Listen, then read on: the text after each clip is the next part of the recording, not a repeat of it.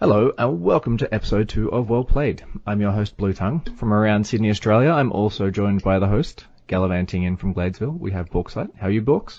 Yeah, I'm doing really well actually. I just started a new job this week, so I finished up a few months of, applying for about 100 jobs all up, and I've got a really nice position doing R&D on beer and malt. So yeah, super exciting. Basically any man's dream job, I think.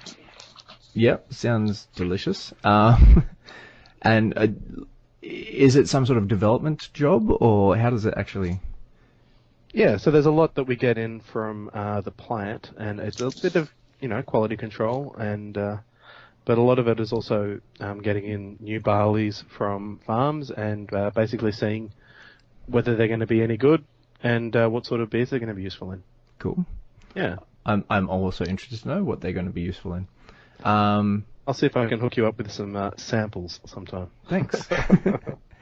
Bobbing in from the Blue Mountains, we have Cam. How are you, Cam? I'm doing really well. It's if I could summarize in one word, this week it'd be busy.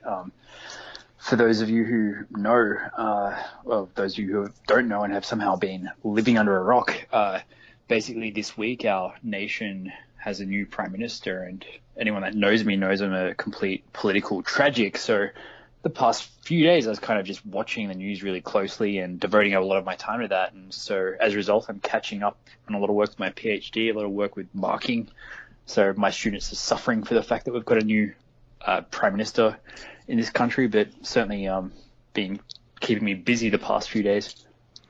Yeah, I only found out about that on Monday.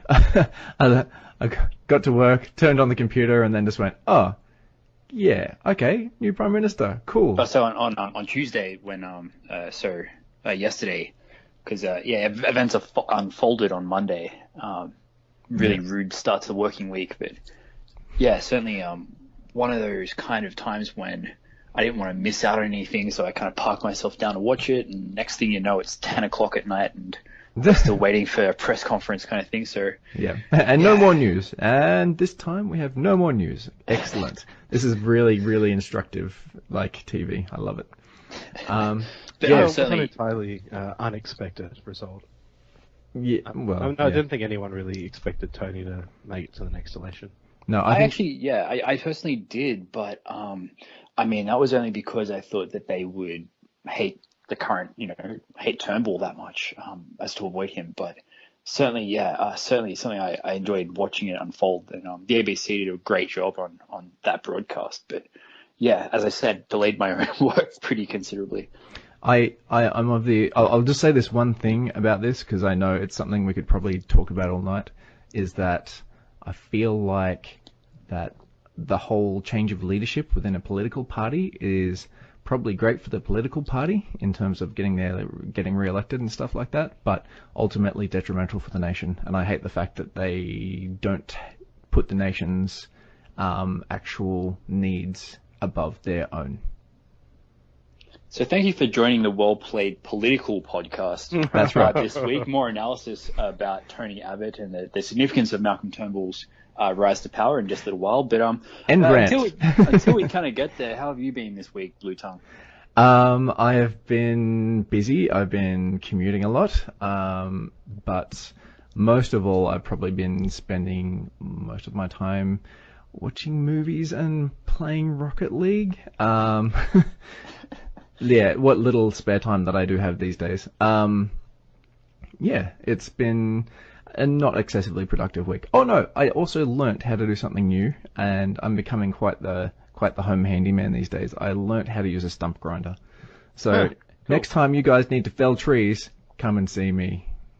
I'm sure that you could discuss such things with my father-in-law. He'd be fascinated to know, but certainly good to know that you've been able to clear that stump. And yeah. I fully from go to woe is like chainsaw, like axes and ropes and tying stuff off and filling it the right direction and then stump grinding. Yep, I'm your man. Fantastic.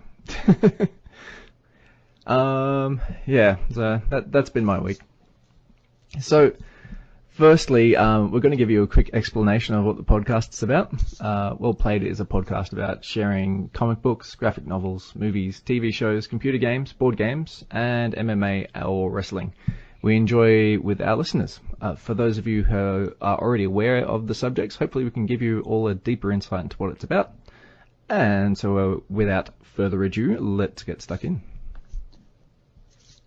So this week, one of the topics that we'll be talking about is True Detective. Now, for anyone out there who are yet to encounter True Detective and what it's all about, it's one of HBO's latest shows. Now, basically, it's an anthology series. It kind of deals with webs of corruption and intrigue, kind of similar to, for anyone out there that has encountered some of HBO's previous series, anything similar to The Wire, or for anyone else familiar with other TV shows like The Shield, kind of a police drama that deals with all these myriad characters. Now we're in the second season of this. Now, it being an anthology series, every season has a new story, new characters, and a new kind of plot line, and this is the second series kind of dealing with corruption in a fictional part of Los Angeles. It stars Vince Vaughn and a few other notable actors, Rachel McAdams among them. I've been personally pretty kind of satisfied, pretty impressed, pretty surprised by what I've seen so far. But get us off and running here for this week. What did you guys think of the second season of True Detective? Look, I've watched the whole season, and I enjoyed it. Not as much as I enjoyed the first season. I'll get that out there straight away. It was okay, but I can usually follow a TV series pretty well, but damn, the storyline is complex. Yep. I've got a vague idea of what happened, and cool, people died, spoilers, crimes were committed, all that sort of stuff, great. But yeah, it was quite complex, especially compared to the first season, which was not, straightforward, but it held it together a little bit better. I mean, I think sort of when I did the introduction to this, part of the reason I kind of skipped over some of the plot details is I couldn't describe it. To go into this without spoiling things and describing the various layers of intrigue, yeah, I don't want to spoil that. But Bluetongue, what did you think of this? We're talking about the second season here. Yeah, so I've only watched the first episode due to me being time poor and all. I found it to be very slow paced. Very much like old school TV. Like, it reminds me of like the TV shows like Midsummer Murders and stuff like that, where stuff just drags on and on and on. And I enjoy part of that, and I'm like, I totally get it. I think that our ADD modern expectation of TV shows is probably unrealistic, and I like that it's being a lot more grounded in the way that it presents itself. Aside from that, though, it pangs of realism to me, and everything that I've seen so far in the first episode I find to be really genuine in terms of how it's presented. Yeah, I'd agree with that.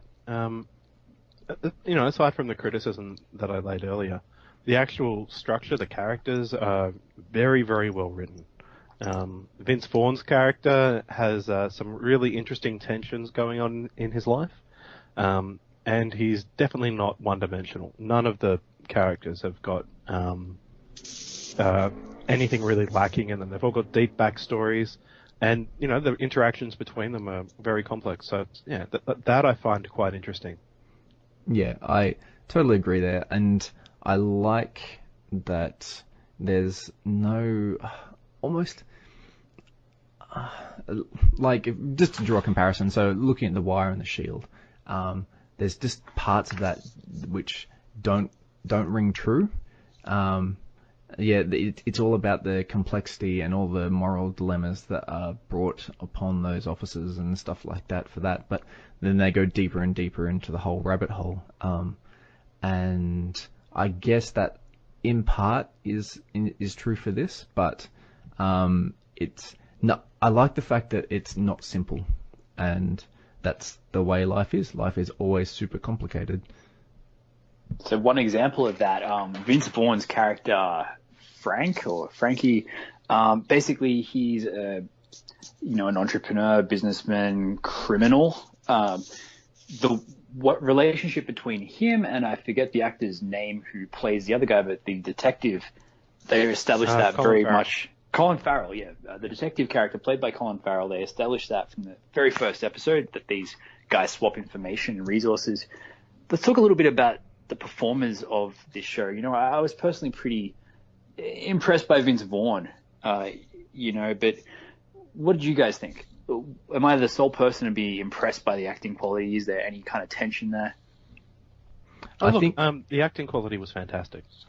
No question about it for me. Yeah, I think that Vaughn. I don't think I've seen him in that many movies where I've just gone, wow, that was a standout performance.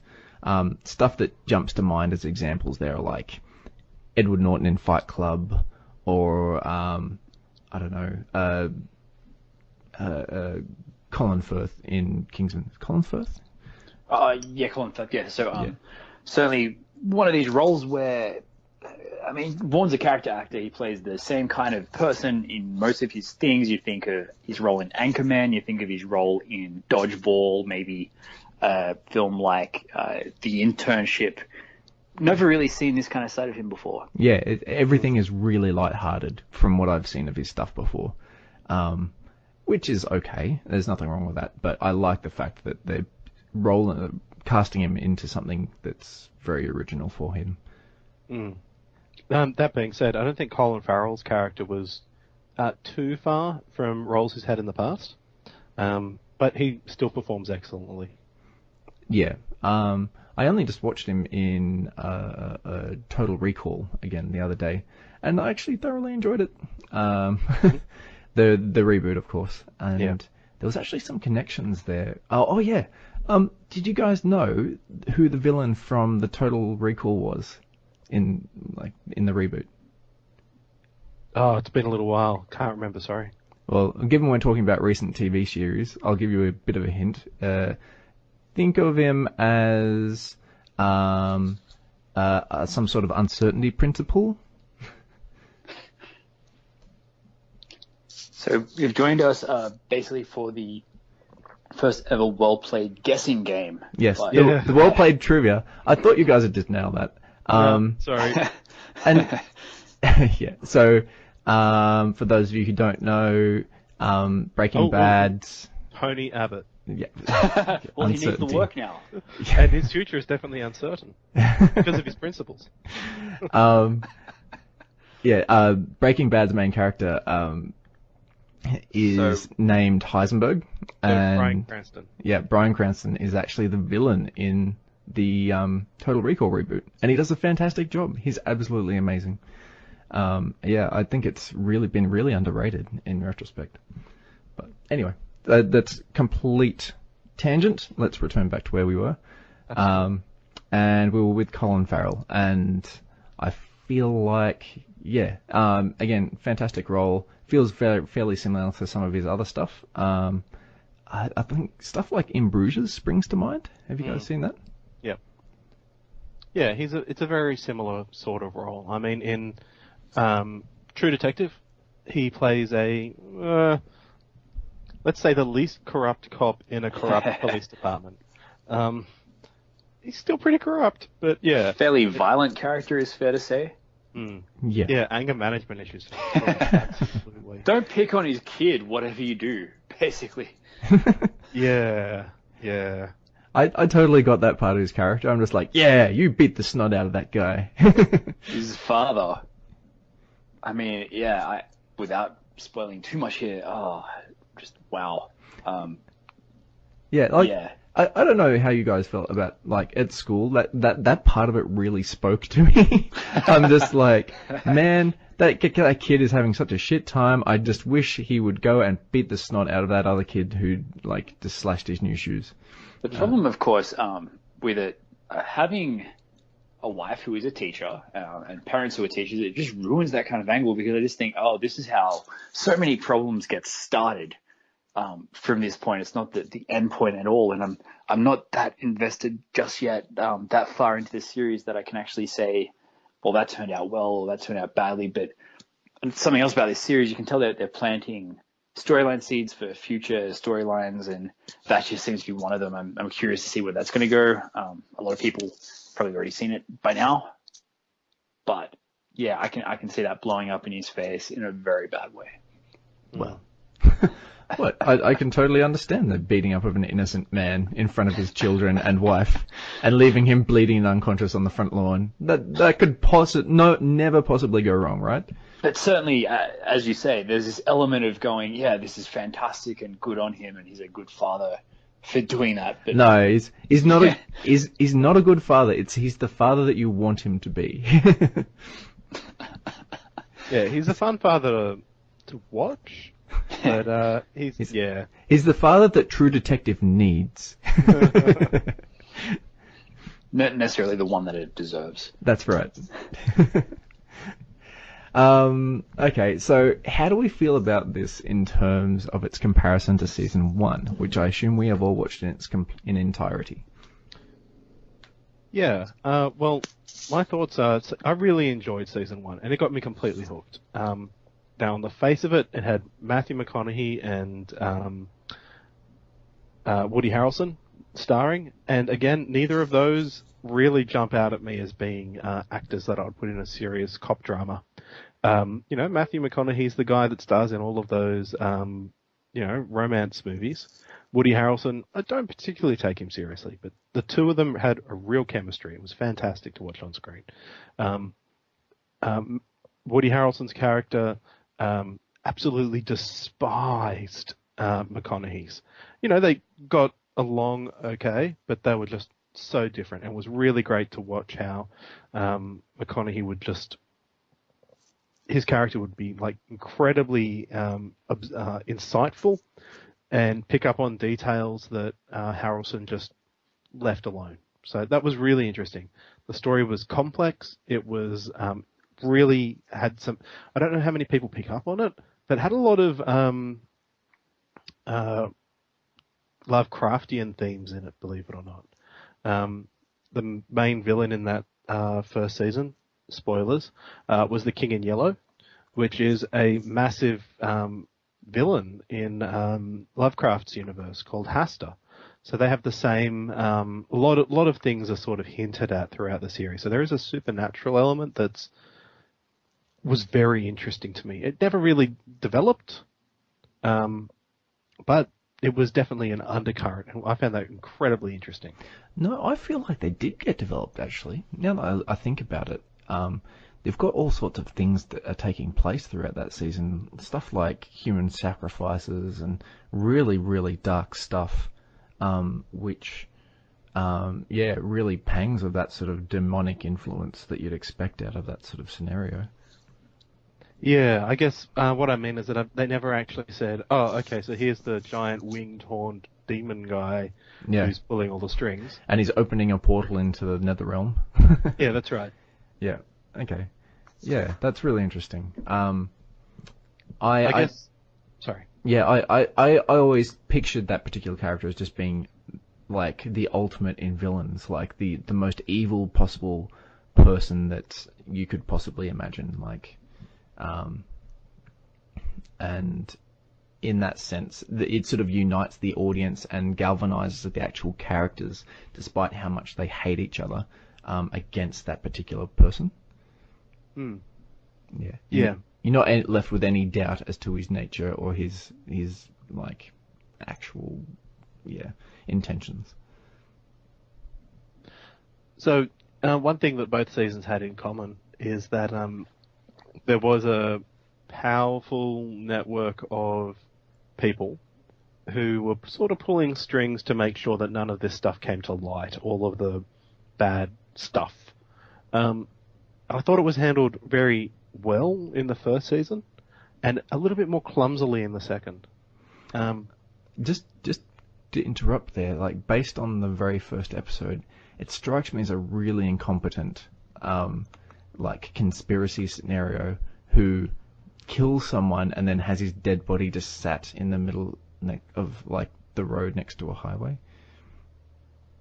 Yeah, you find out that much later on why that was done. I didn't find that particularly satisfying. Okay. Yeah. Yeah. But it was interesting, nonetheless. Yeah. What about you, Cam? How did you feel about it? About season 2 versus season 1, or Oh, just the more? Yeah, sorry. Yeah, go on. yeah, just more the actual plot and characters of the first season versus the second season, and the whole conspiracy nature of the actual villains. I'm actually, I guess you could say, True Detective virgin in that this first episode, this pilot episode of season 2, was my first episode that I'd actually seen.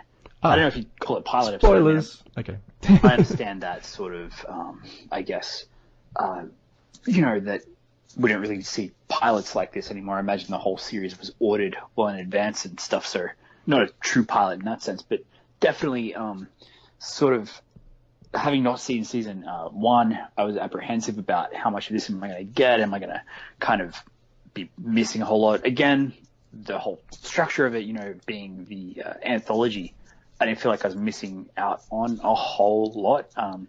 It did take, some confusion there, which just comes with this kind of conspiratorial narrative and, with the framework that they were using. But certainly I enjoyed that aspect to it. It wasn't something I felt like I wasn't enjoying not knowing what was going on, if that makes any sense.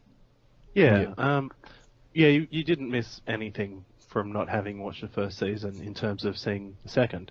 But I will say that the first season is absolutely worth watching. Really enjoyable. So if you get time, definitely check it out. Yeah, I totally agree with that. And that said, you feel free to watch the second before the first. As far as I can tell, it feels like there's no continuity aside from the whole conspiracy type thing, which is sort of overarching. Maybe something which connects the seasons and then maybe ties it all together at the end or something. Yeah, I don't know that we'll get a season that ties everything together, but it would be interesting to see. Yeah, it would be interesting to see. Oh, I would like to see something like that. Some sort of joining the dots, as it were, of these different cases and these different incidents that take place. But I can entirely see it not happening as well at the same time. Maybe there's this background character that cameos in all of them, who's just there wandering around aimlessly in some scene that you're not aware of, and that's the one that ties it all together. Yeah, I actually kind of doubt that. What do you think, Box? Look, it's entirely possible. I mean, from the first season, there was a character very much like that who was just in the background for the first couple of episodes and didn't really realize his significance until later on. Yeah. So it's possible, but I don't know, maybe. Yeah.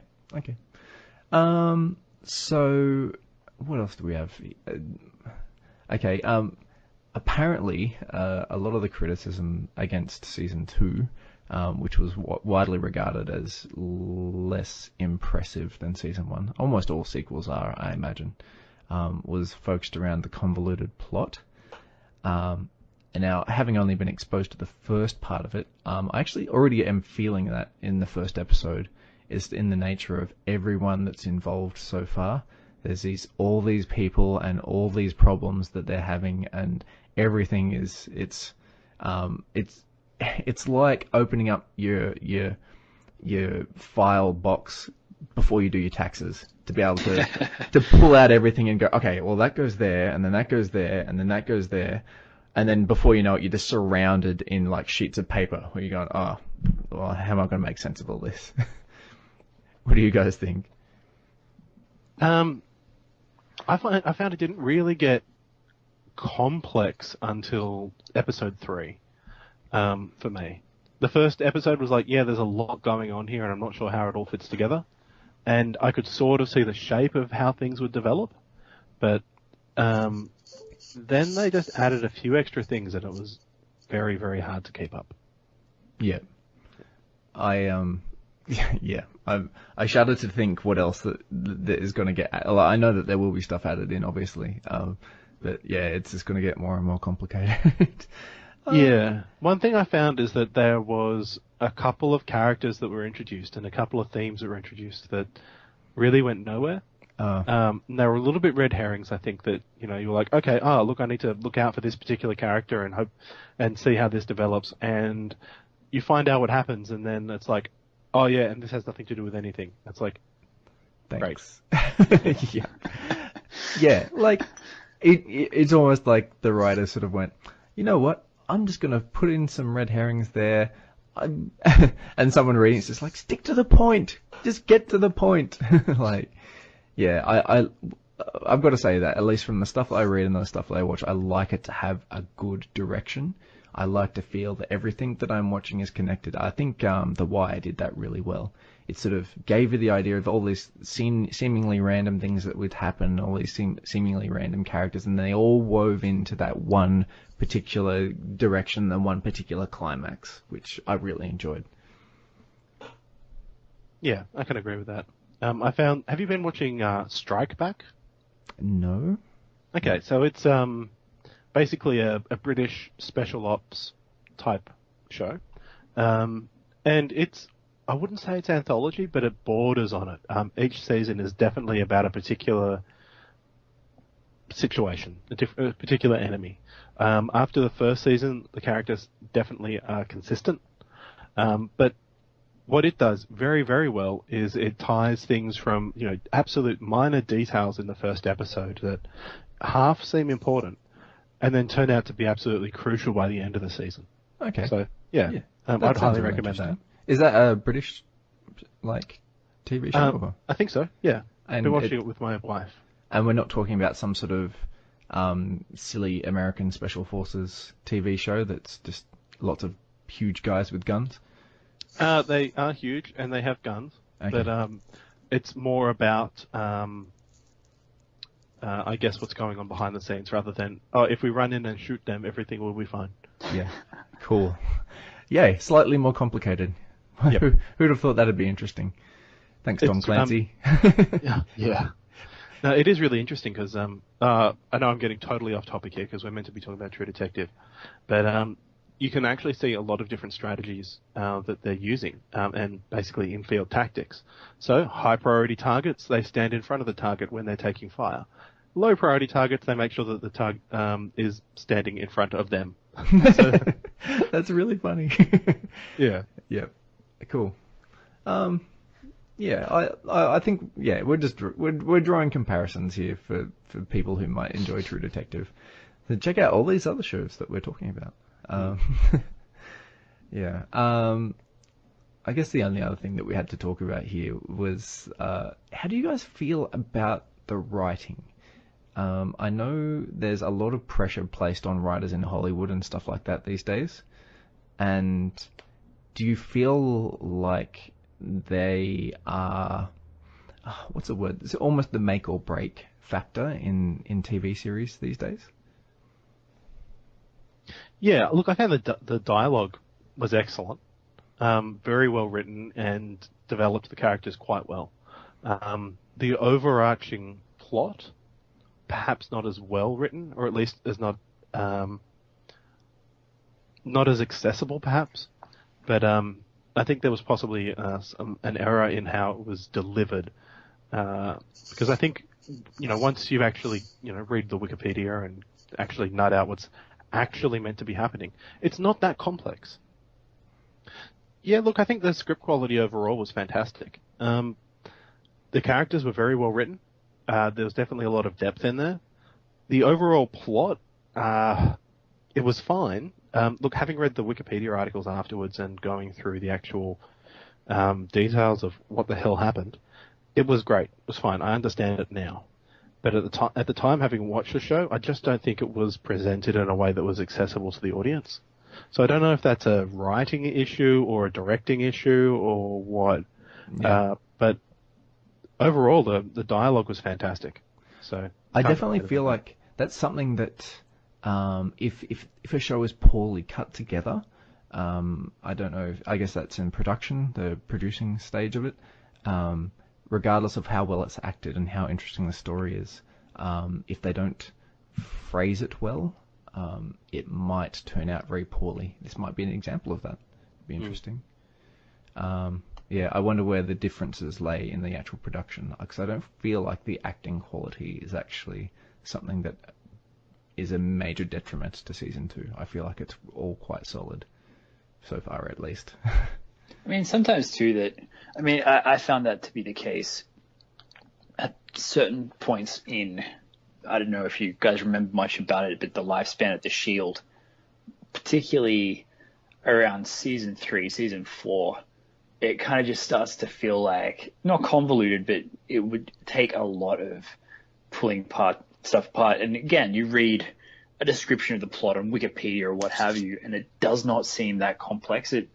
Just a thing with some of these complex shows, they take some kind of figuring out, some kind of following. I mean, here I'm kind of commenting based on having seen, I guess, the pilot episode of the show. So did it kind of go off a cliff from there, or kind of is it something that establishes, as you go further through the season, it becomes more and more convoluted? How'd that feel toward the end? Yeah, I would say about halfway through it started to just sort of have too many plates in the air at once. But I think one of the great benefits of it being an anthology series is that it can start with a fresh slate. Something like The Wire or The Shield, because it is a continuing series, you do need to have a connecting plot and a rabbit hole that just gets deeper and deeper and deeper and deeper and deeper. Whereas you can just have one relatively medium-sized rabbit hole with an anthology series and explore that really well. Yeah. So, yeah. Okay. Yeah, I find it'd be unexpected to see something completely drop off a cliff in the space of like a couple of episodes. It'd be definitely something that would get gradually developed. Unless, of course, you're George Lucas. He can do that. Yeah. Or Ridley Scott. I mean, Prometheus. Yeah, good times. All right, I think we've explored as much as we can of True Detective at the moment. If you want to check that out, you can buy it online. You can download it legally. From Apple TV or something like that. I would definitely not recommend torrenting it from Pirate Bay. So. No, don't do that. Absolutely no use of kick-ass torrents there whatsoever. No.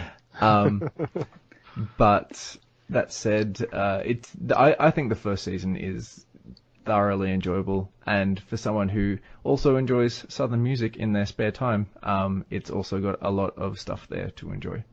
Oh, the soundtrack is amazing. Oh yeah, unbelievable. And the theme itself, I think it actually got nominated for like awards and things. I can't remember the specifics, but yeah.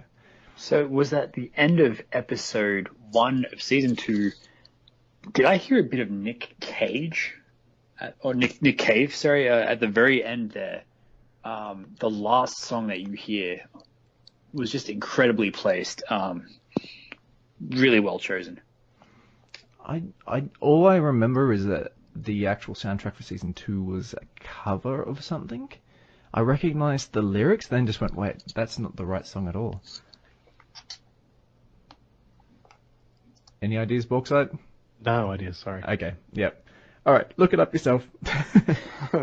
Yep, so it was Nick Cave and Warren Ellis, All the Gold in California. Okay, cool. Yeah, Nick Cave's seems to have come into his own as far as TV soundtracks goes. For those of you who haven't seen Peaky Blinders, that's on Netflix, and that is pretty awesome, and it has a Nick Cave song as the actual intro. Okay, so let's move on to Rocket League. So this is a new game released in July this year. It's interesting. That's don't beat around the bush. Yeah, well, okay. It sounds so dumb. Yeah. But it's in fact a whole heap of fun. Yeah. So you have rocket-based cars, and you play soccer with them. 4 versus 4 is the largest size. Most of the games seem to be 3 by 3. Yep, that's the standard. Yep. Yeah. It's a lot of fun. There's a whole heap of skill in this game that you wouldn't think from how I've just described it. And I suck. I suck so bad at this game. I played about 20 rounds. I'm yet to score a goal in anything other than the tutorial. Oh, really? Wow. Yeah. Okay. I've pulled off some cool tricks. So you can do things like do some jumps, and then fire the rocket in the air, and then tilt your car and fly across the field. If you're any good, which I am not. That sounds amazing. It sounds like the kind of thing that like a pro would execute and then to score this amazing goal, and you're like, wow. Yeah. Most of the cool things I've seen have been done by other people. They looked incredible, and then I was up the back, like running into a wall, kind of thing. Yeah, that's right. I mean, I do not play many racing games, and the issue I have is that I'm unskilled at driving a car in a game. Okay. But that being said, there are a couple of times I've done some, good defense, and I think that's probably going to end up being my role, is defense, because I can keep a ball away from something, either goal, which is great. So I totally sympathize there. Like, there's been some times when I've just like absolutely belted the ball. I'm like, yeah, that's a goal for sure, and then it just spins and then bounces off the top bar. I'm like, son of a...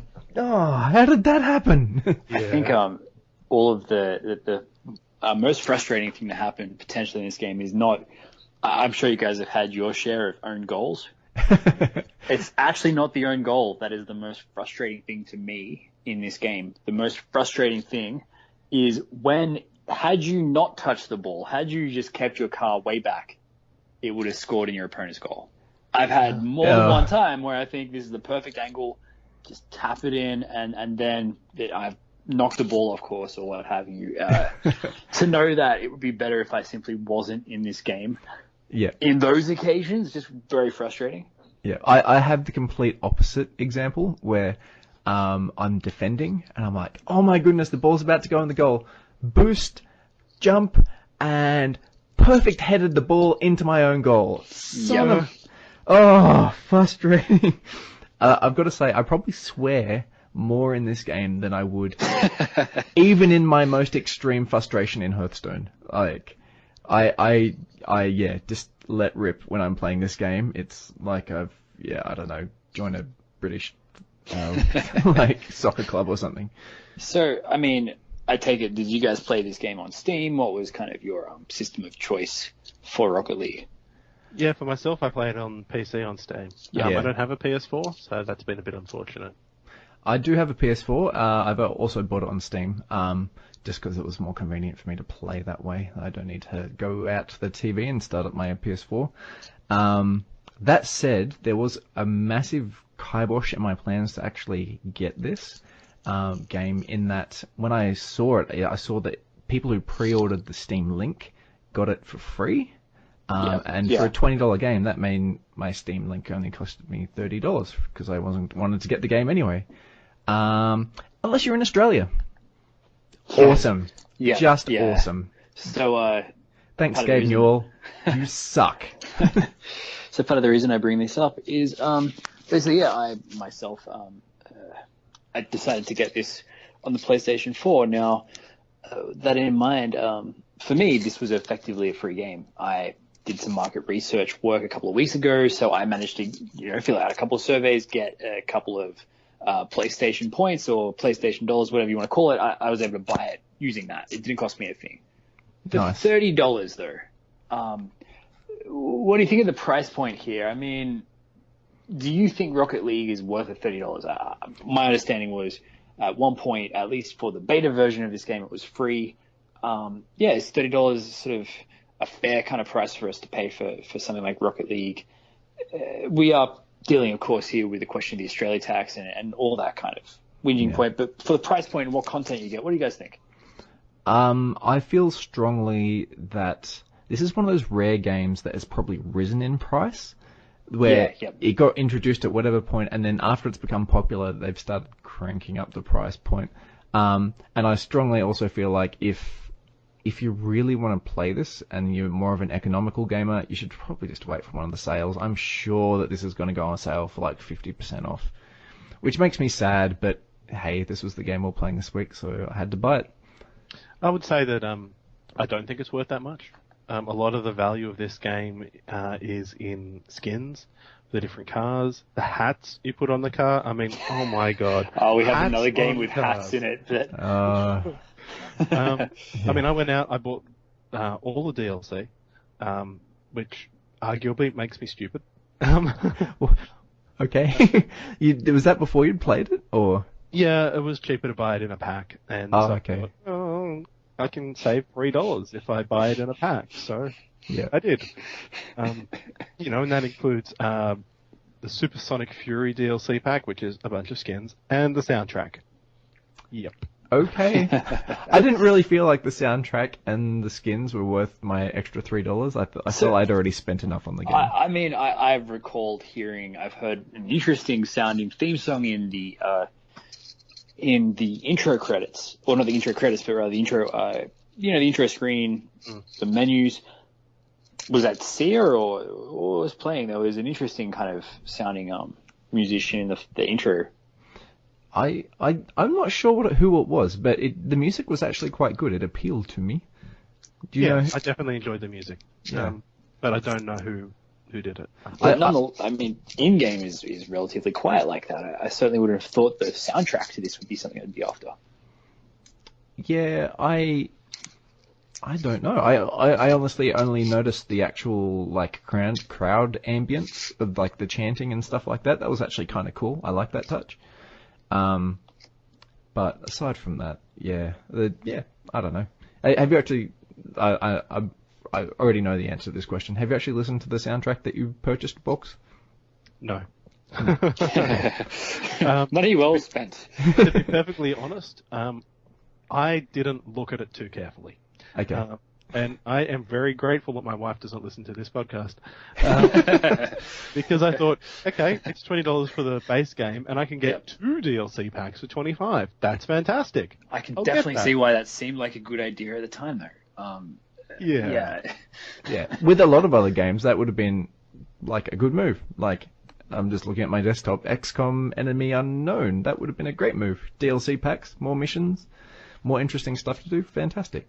I don't purchase music, so I think I got the music for Faster Than Light just because it made me very reminiscent, and I sort of went, yeah, that's probably worth it. I really enjoyed that game as well. I've sunk a lot of time into it, so yeah. I don't normally go out of my way to get the soundtracks for things though either. I mean, there are very few games that I would suggest you kind of have to go out there and get the soundtrack for. I've recently been playing a little bit of Until Dawn, which has an amazing soundtrack, but apart from that, anything that had a soundtrack kind of deal with it, I don't think it would be enough to really sway me. My own coda to this, as far as how much this whole thing cost and as far as this package went, is that I am actually yet to kind of make that upgrade back to my PlayStation Plus account. So basically, I've had the free trial, and then I spent a couple of a bit of money on a couple of months. I haven't re-upped my membership. I was unable to play this online. I played most of my games of Rocket League against bots so far. Okay. Yep. Which was okay. The bots are actually very good. Decent kind of settings for them and stuff like that. Not a bad way to play at all. That might be a good way for me to skill up, honestly, because I kind of feel guilty going into multiplayer matches with real humans, and they've got scores around the 600 mark, and I'm on like 30. Yeah. So I've MVP'd like a couple of games. It took me about a dozen to get to that point where I felt like I could, and I was contributing effectively. That said, I feel like I was just kind of lucky in some of those games. Like one of the games, I scored 2 goals in the first 30 seconds. Nothing for the rest of the game, but yeah, 2 goals in 30 seconds. Giddy up. If you'd been able to sort of quit right there, you would have felt like like quite the champion player, which kind of brings me to the next point here, which is is there a penalty or is there some kind of thing preventing you from just quitting partway through the game? You know, with rage quitting in games being an issue nowadays.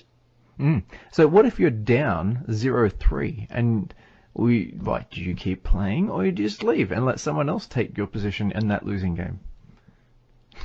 I mean, does the game deal out a penalty or? I don't know, but for me, the games have been so short. I think they're like 5 minutes. Yeah.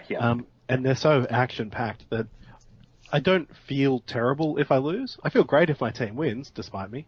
But, you know, it doesn't really seem to be such a huge penalty to actually lose. Yeah, I had one game, and ironically, this is the same game where I scored that amazing own goal.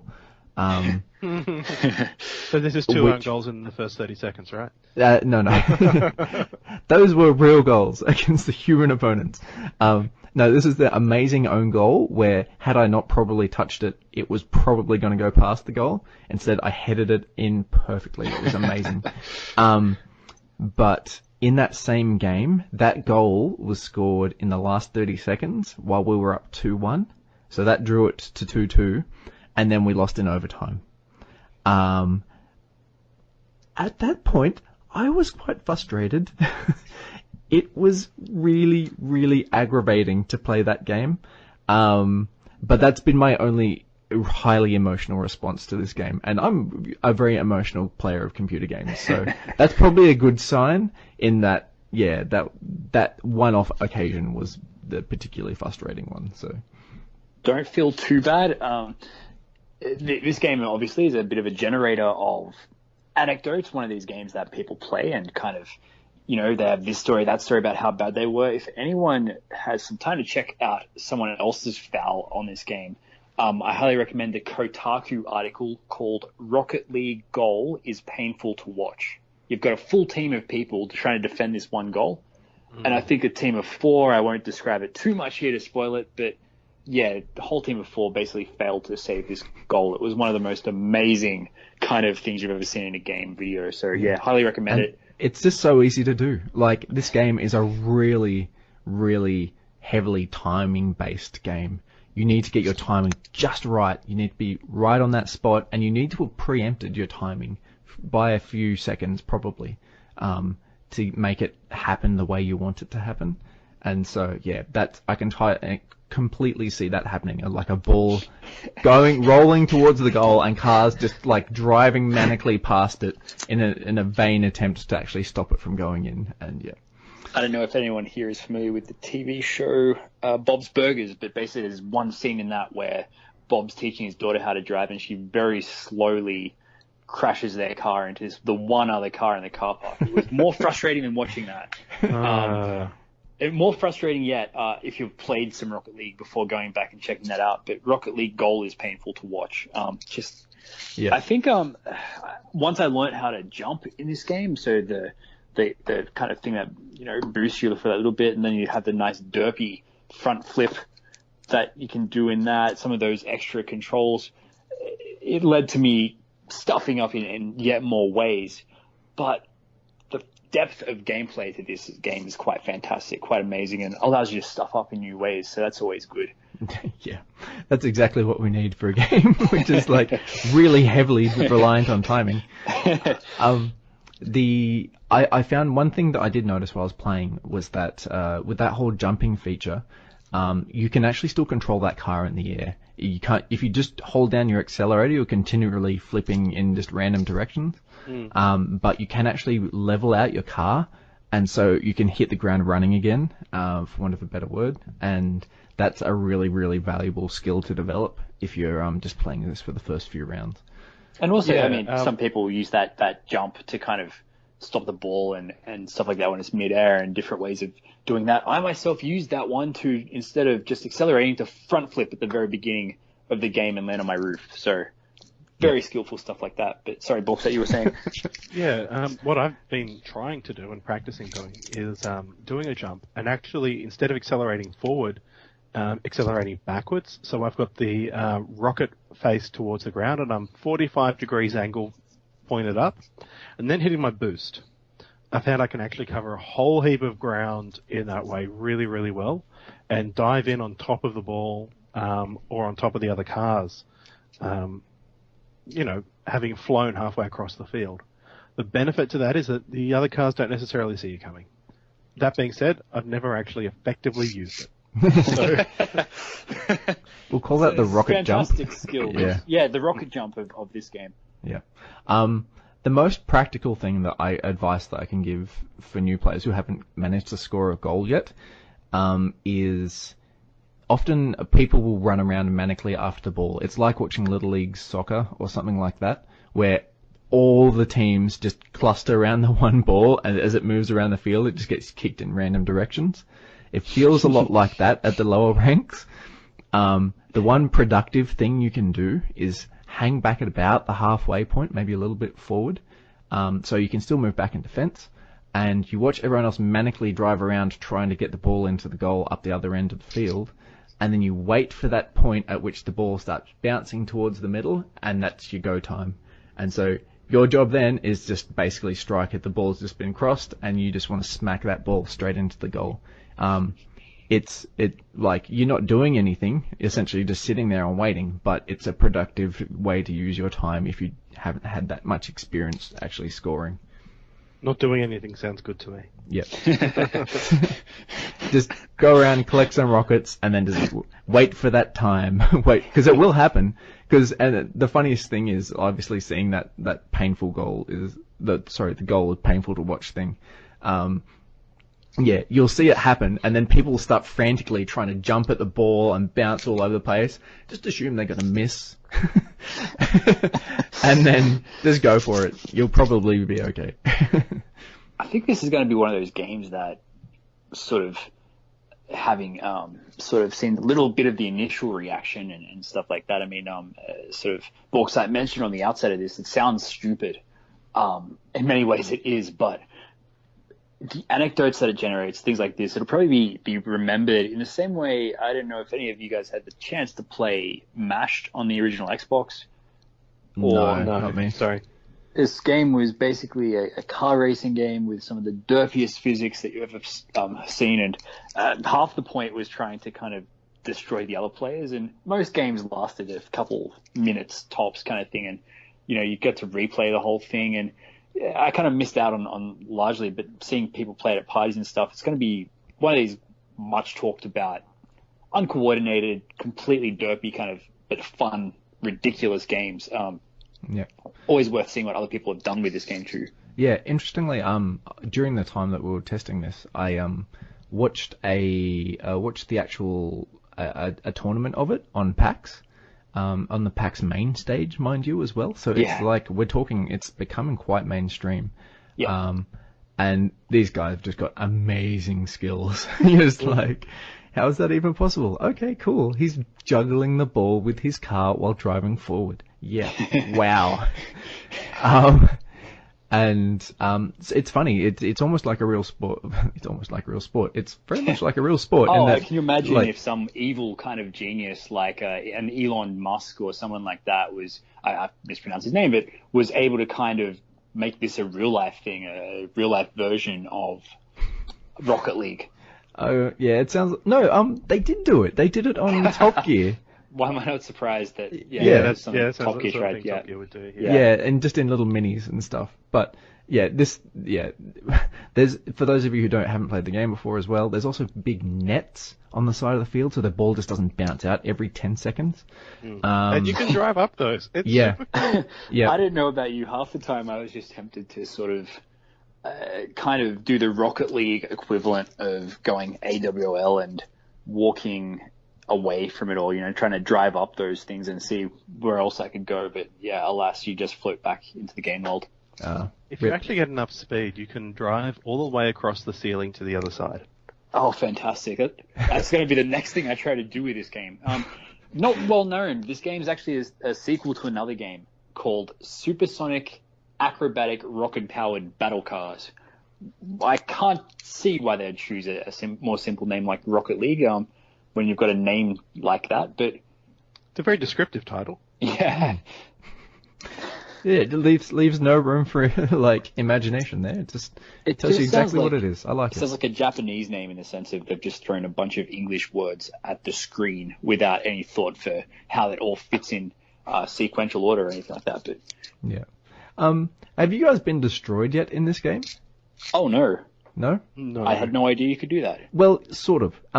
Essentially, if you get hit with enough force from the right direction, I think, you will blow up an opponent's car, and they just basically, it takes about 2 seconds, and then they respawn.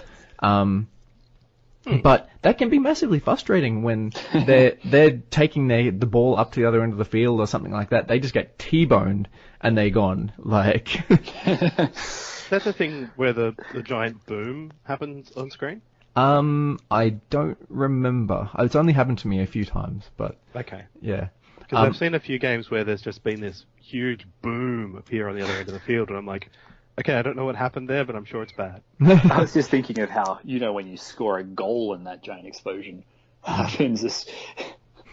Yeah, that is somewhat satisfying. At least you get to see their cars flung away like confetti. You're like, he scored a goal, but screw him. He's probably dead in that car. All right. Okay, so did we decide that there was a suitable punishment for players leaving games? I don't know. No. No clue.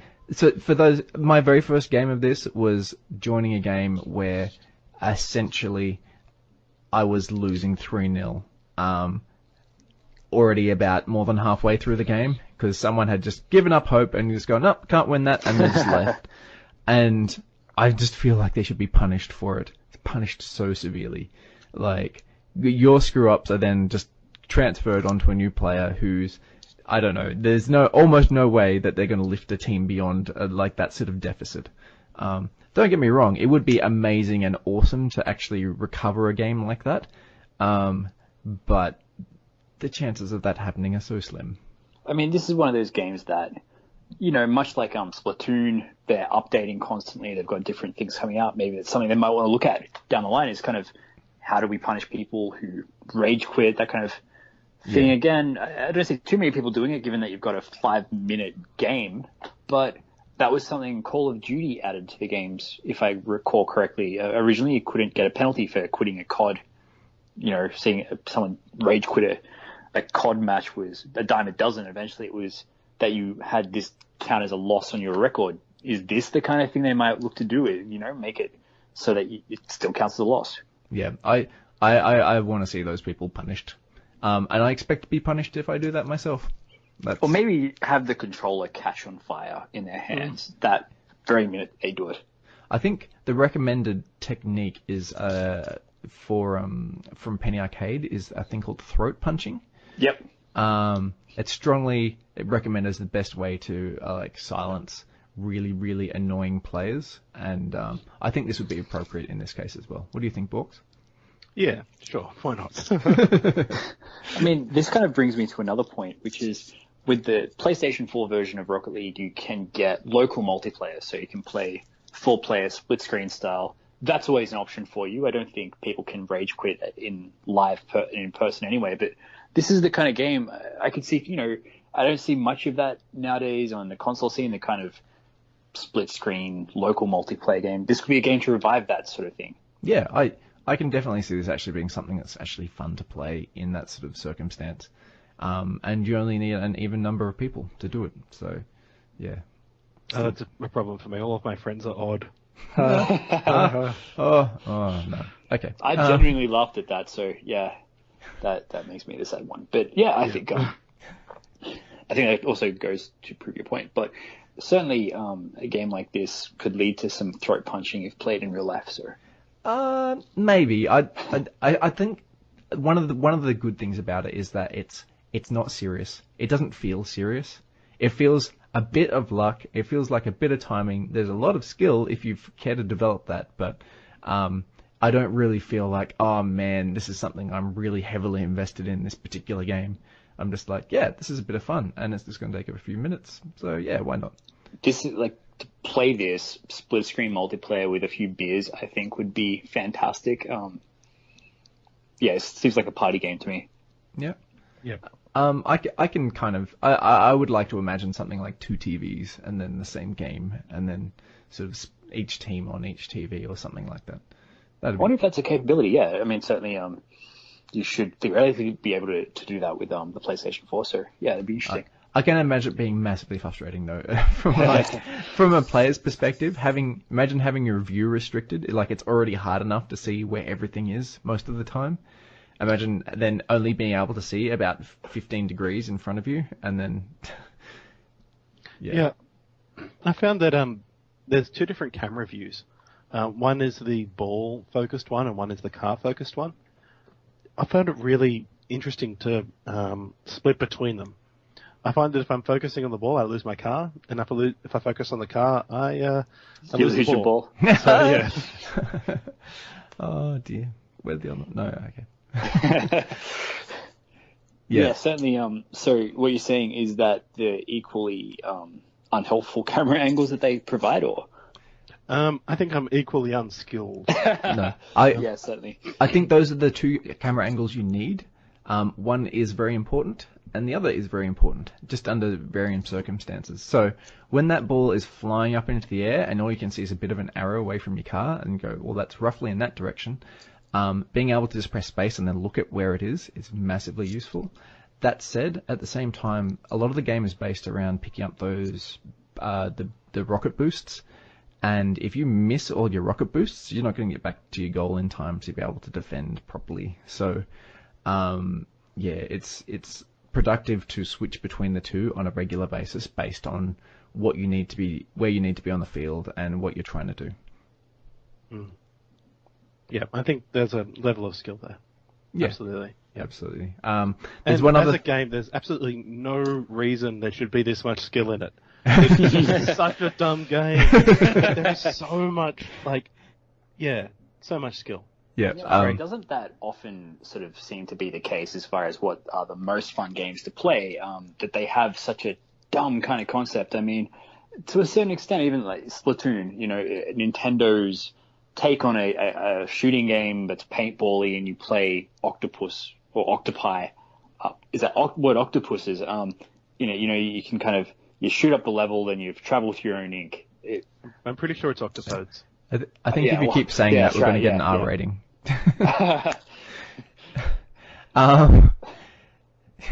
Look, I can kind of get that. That said, I think the more common concept is of a well-regarded game is something a bit different. The things are usually puzzle-based or anything like that. This is the first example of something that's just really, really physics-based, which seems to have taken to the mainstream.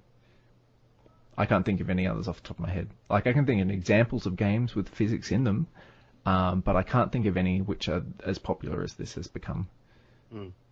I would be interested to see how much longevity it's got. It's a bit of fun. I honestly wonder whether I've sucked all the goodness out of it for me. I don't know that I'm going to keep playing it. I've seen what it's about. I spent, my $5 on the awesome soundtrack, but I don't know that there's a whole lot of depth in there unless I really wanted to get competitive with it. Yeah. But, I think I'll log in every now and then and have a bit of fun with it. Yeah, I definitely had enough fun with it to be able to go, you know what, I'm tired, it's late at night, I don't want to think much. Let's just run around on a soccer field with a ball trying to put it into the other person's goal. That sounds like fun. I certainly think I'd like to see how this fares as a local multiplayer kind of experience and seeing kind of if it holds up in that respect. But yeah, certainly I can see it being one of those games, mindless enough experiences quickly moved on from. Yeah. All right. So, yeah, Rocket League, check it out, by Psychonics.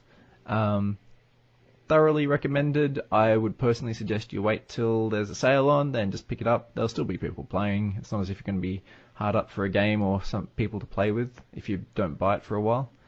And, yeah, enjoy. It's, yeah, there's a lot of stuff to talk about in it, for being a really simple game.